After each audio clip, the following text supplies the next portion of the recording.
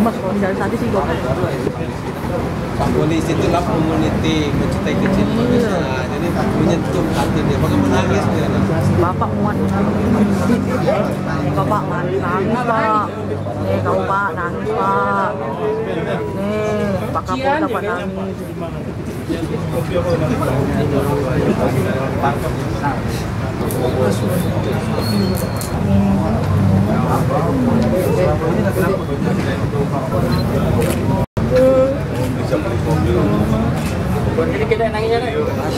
Kurang besar kan bisa. Coba cari ini anak kau. Ini loh, kadang-kadang dikit. Sudah berapa kali Kak?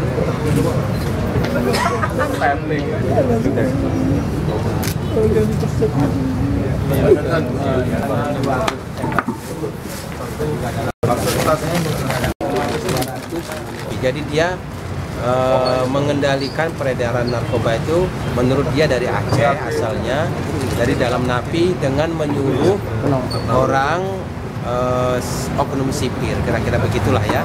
Diungkap lagi. Nah dari itu terungkap lagi ternyata salah satu napi yang lain bernama HR ya, dia juga mengendalikan ekstasi sama sabu dengan melibatkan anaknya, 2 anaknya.